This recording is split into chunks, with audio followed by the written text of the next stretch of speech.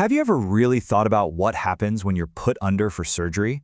One moment, you're counting backward, and the next, you're waking up. It feels instant, but in that time, your body is in a very specific, carefully controlled, and completely reversible state of unconsciousness. That's the magic of general anesthetics. They're without a doubt some of the most essential tools in all of modern medicine.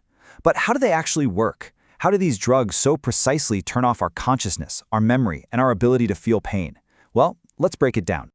Here's our game plan. First, we're going to start with the basics, really nailing down what anesthesia is. Then we'll dive into the really cool molecular science of how these drugs actually do their job inside the brain.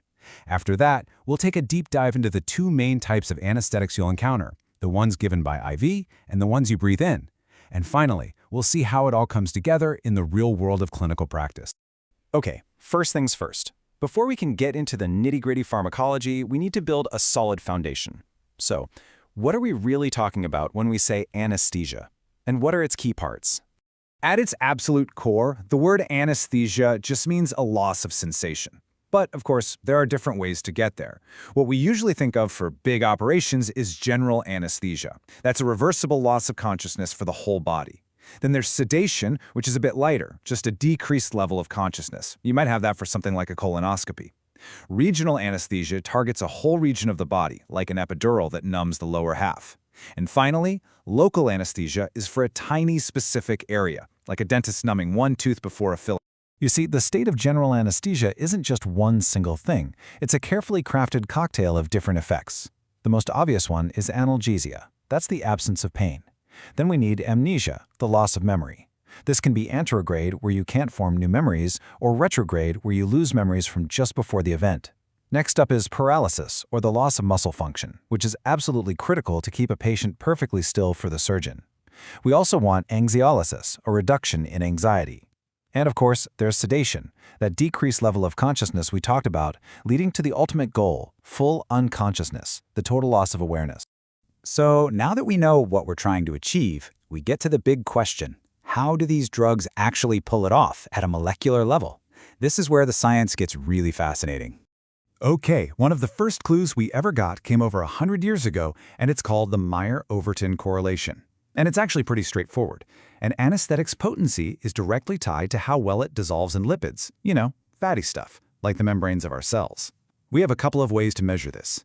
The oil-gas partition coefficient tells us exactly how lipid-soluble an agent is. A higher number means it loves fat. Then there's the minimum alveolar concentration, or MAC.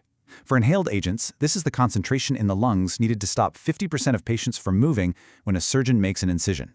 It's a pure measure of potency. So here's the punchline, the relationship you have to remember.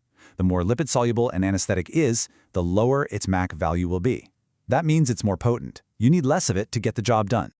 So, if these drugs are drawn to lipids and cell membranes, where exactly are they going? Well, a major target is the GABA-A receptor, which we can see right here. Think of GABA as the brain's main brake pedal. It's the primary inhibitory neurotransmitter. Now, what's so interesting is that most general anesthetics don't just stop on this brake pedal themselves. The only real exceptions are drugs like ketamine. Instead, they act as positive allosteric modulators. Imagine it's like a dimmer switch on a light. They bind to a different spot on the receptor, and by doing so, they make the receptor extra sensitive to the GABA that's already floating around. They basically amplify the brain's natural off signal. And they don't all grab onto the same part of that dimmer switch. Different drugs have their own preferred docking sites. Propofol and etomidate, for example, they wedge themselves right in at the interface between the beta and alpha subunits. Barbiturates are a bit different. They actually bind in two spots, one between the gamma and beta subunits, and another one between the alpha and beta subunits. The volatile or inhaled anesthetics also like that alpha-beta interface. And here's another layer of complexity. Not all GABA-A receptors are built the same.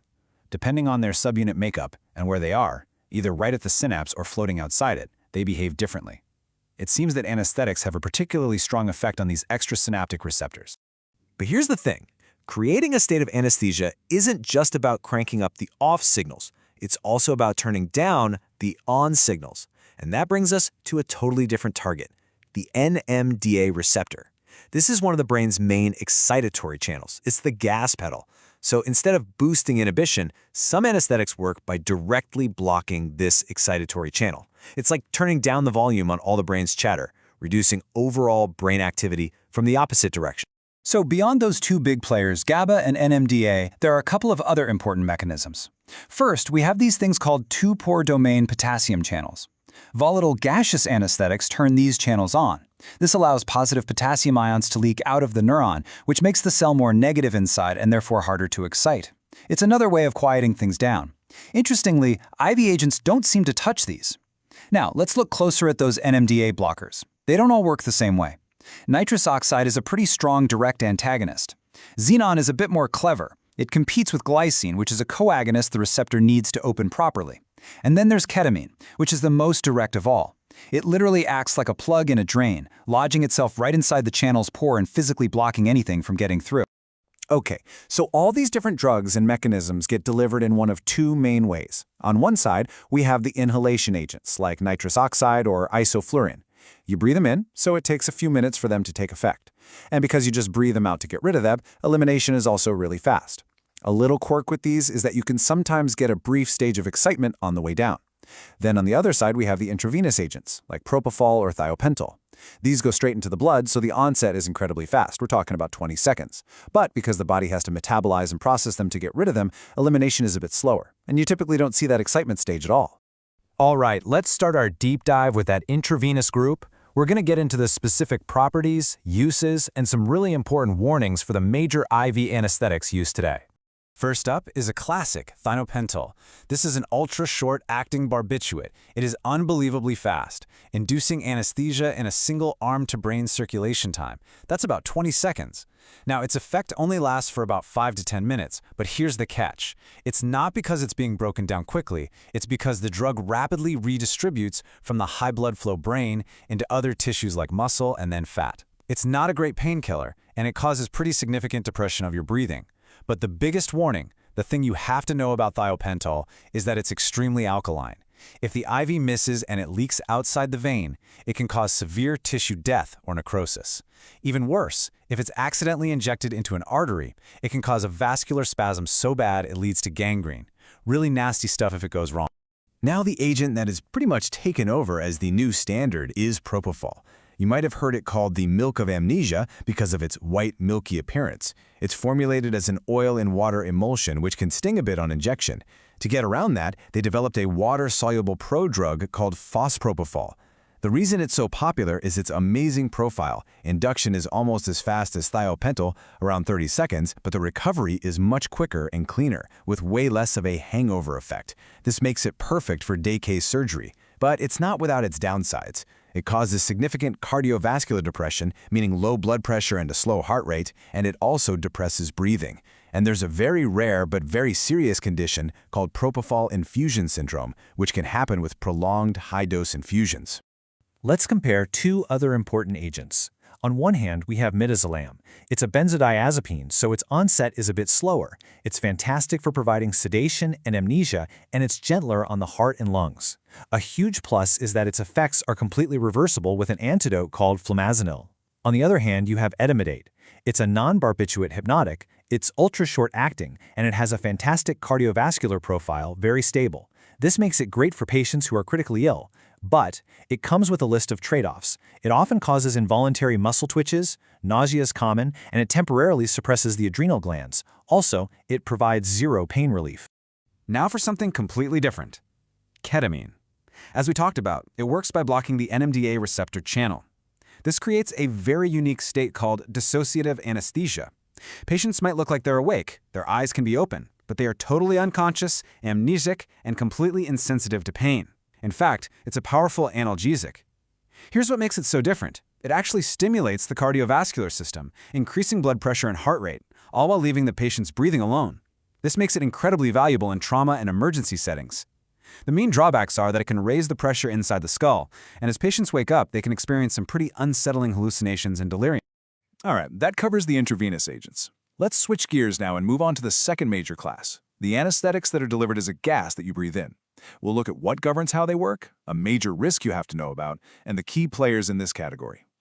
The main inhaled agents we use today are isoflurane, sevoflurane, and desflurane, often paired with nitrous oxide. How fast they work is all about solubility. If a gas has low solubility in the blood, it doesn't hang around there. It goes straight to the brain, which means a fast onset and a fast recovery. If it has a high solubility in fat, it can stick around in the body's fat stores for a while, leading to a slower, groggier wake-up. But the single most critical risk with these halogenated agents is a rare genetic condition called malignant hyperthermia. Here's the chain of events. The cause is a genetic mutation. The mechanism is that the drug triggers a massive, uncontrolled flood of calcium inside muscle cells, and the consequence is devastating. The muscles lock up in a sustained contracture, the body becomes dangerously acidic, and body temperature spikes rapidly and can be fatal. The specific life-saving treatment is a drug called dantrolene. Let's do a quick flyby of the main agents. Isoflurane has a low MAC, so it's potent. It's also a strong vasodilator for the coronary arteries, which can cause a coronary steal phenomenon in people with heart disease. Desflurane has a higher MAC, so it's less potent, but it is super fast for onset and recovery. Its downside is that it can irritate the airways. Sevoflurane is also really rapid, isn't irritating, and famously has a faint smell of bananas. Halothane is an older one. It's very potent with a MAC of 0.8, but it's super fat-soluble, which means a slow recovery, and it carries risks of liver damage. And finally, there's nitrous oxide, or laughing gas. Look at that MAC, 100. It's the least potent by a mile. It's almost always used as an adjunct, a helper gas, to speed up the uptake of the others. That's called the second gas effect, and it's a great analgesic. Okay, we've met the individual drugs. For our final section, let's zoom out. We're going to look at the classic stages of anesthesia, summarize the effects on the whole body, and then see how all these different drugs are masterfully combined in modern practice. Back in the day, before all our fancy monitors, anesthesiologists used something called Gödel's signs to judge how deep a patient was. It's a fantastic way to understand the progressive shutdown of the central nervous system. In stage 1, you get analgesia and amnesia as the cortex and spinal cord are affected.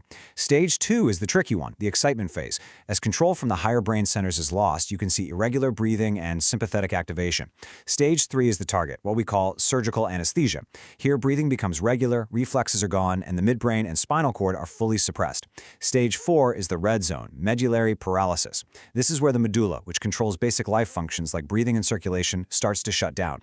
It means respiratory collapse is imminent. It really shows you the fine line that anesthesiologists have to walk. So let's quickly summarize the big picture effects on the body. For the cardiovascular system, the general rule is this. Most anesthetics decrease the heart's ability to contract and cause low blood pressure. For the respiratory system, the rule is similar. Most agents suppress breathing, which causes carbon dioxide to build up in the blood. But the most important thing to take away from this is to always remember the exceptions. As you can see here, nitrous oxide and ketamine break the rules. They do the opposite. They actually increase sympathetic activity, which can raise your heart rate and blood pressure, and they don't suppress breathing in the same way. Because no single drug can perfectly deliver all the components of anesthesia without massive side effects, modern practice uses a strategy called balanced anesthesia. Think of it like assembling a team of specialists. As you can see in this flowchart, you might start with a sedative to calm anxiety. Then you use a rapid IV agent like propofol for a smooth, fast induction. During the surgery, you'll use an opioid specifically for pain, an inhaled agent to maintain unconsciousness, and a neuromuscular blocker to ensure total paralysis. It's a multi-drug approach where each drug is chosen for its specific job. And that right there brings us to the ultimate goal.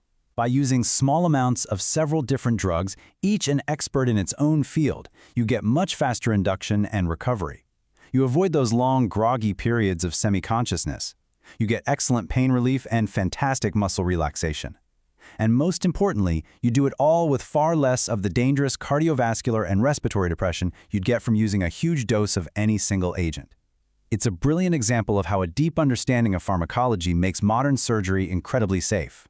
Which of course leaves us with a fascinating question. As our understanding of consciousness continues to evolve, what new, even more precise methods for controlling it might be just around the corner?